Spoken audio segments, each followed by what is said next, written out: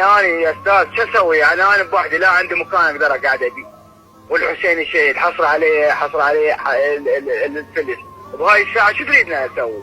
طيب انت متزوج؟ انا متزوج.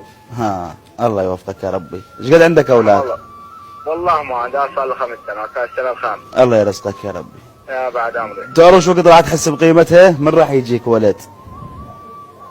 استاذ والله استاذ لا تضوج من كلامي. انت راح تحس بقيمتها. انا جاي اقول لك الكلام اخذ وعطاء. اني اللي اعطيني حل هسه ماشي. انا انا بس اريد منك شيء واحد. انت مو ردت مني حل، انا اريد منك حل. انا هسه والدك اقدر اخذه. انا هسه راح اخذ والدك وراح اقعده بمكان محترم ومعزز ومكرم. بس انا حزت بداخلي لان ما دام انه هو عنده اولاد كبرهم وتعب عليهم، انا بس ردت هذا اسولف وياك بالكلام. فعلا انا ما انكر هذا الحكي. قل لي اولادك وين السبعه الباقيين؟ اولادك وين السبعه؟ وين اولادك؟ اولادك 7 باقيين. انا ما عندي احد والحسين الشهيد. انا بس انا لوالدتي.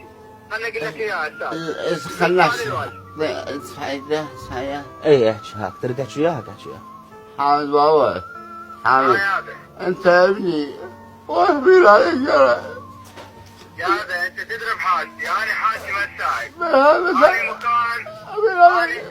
انا مكان ما عندي، والحسين قاعد يقعد هنا والناس السبيل.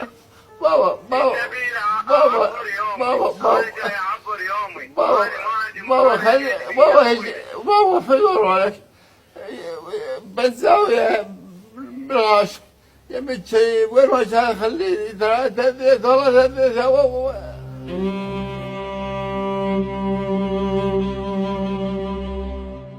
هذا المنة خايف كنت اجلكم،